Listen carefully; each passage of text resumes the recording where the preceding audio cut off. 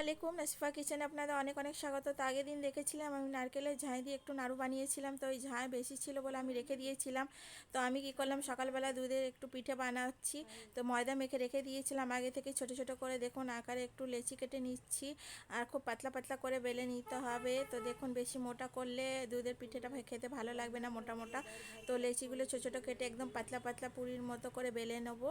তো এইভাবে দেখুন পুরির মতো কয়েকটা করে বেলে নিচ্ছি। বেলে নিয়ে তারপরে আমি পিঠেটা তৈরি করব, আপনারা সঙ্গে থাকুন, দেখতে থাকুন। তো এই শীতকালে এই পিঠেগুলো খেতে, দুধের গরম গরম পিঠে খেতে খুবই ভালো লাগে। তো আপনারাও চাইলে বাড়িতে বানাতে পারেন, খুবই ইজি। তো দেখুন এইভাবে মাঝখানে ঝাঁইগুলো দিয়ে আমি চারপাশে মুড়ে দিচ্ছি। এইভাবে মুড়ে দিয়ে আমি পিঠেগুলো তৈরি করে নেব।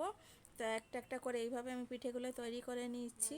আর আমি প্যাকেটওয়ালা দুধ মাঙিয়ে রেখেছিলাম, তো সেই দুধটা এবার আমি গ্যাসের ফ্লেমে চড়িয়ে গরম করে নেব। দেখুন এইভাবে আমি পাতিলাতে দুধগুলো দিয়ে দিচ্ছি দুধটা ফোটার জন্য। দুধটা প্রথমে ঢেলে আমি ভালো করে ফুটিয়ে নেব গ্যাসের মধ্যে। তো দুধটা ভালো করে ফুটে গেলে তাহলেই পিঠেটা খেতে ভালো লাগে।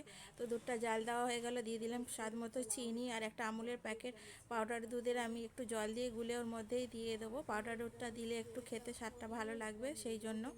তো এইভাবে দেখুন আমার দুধটা ফুটে উঠেছে। তারপরেই আমি কি করব, পিঠেগুলো রেডি করে নিয়েছিলাম একটা একটা করে ওই দুধের মধ্যে ছেড়ে দেবো। তো দেখুন এইভাবে ছেড়ে দিচ্ছি একটা একটা করে। ছেড়ে দেওয়ার পর আমি 10 মিনিটের জন্য ছেড়ে দেবো গ্যাসের ফ্লেমটা জোর করে। তো এইভাবে ছেড়ে দিয়ে 10 মিনিটের জন্য ফুটতে দেবো, তাহলে পিঠেগুলো সেদ্ধ হয়ে যাবে ভালোভাবে। তো আপনারা চাইলে এরকমভাবে পিঠেগুলো বানিয়ে খেতে পারেন, খুবই খেতে টেস্টি হয়েছিল। তো গরম গরম এভাবে পিঠে বানিয়ে নিলাম। দেখুন আমার তৈরি হয়ে গেল পিঠেটা, দুধ পিঠেটা। ভিডিওটা ভালো লাগলে একটা লাইক শেয়ার কমেন্ট অবশ্যই করবেন, আমার পাশে থাকবেন আর আমার পেজটাকে ফলো করে সাবস্ক্রাইব করে দেবেন। আল্লাহ হাফিজ।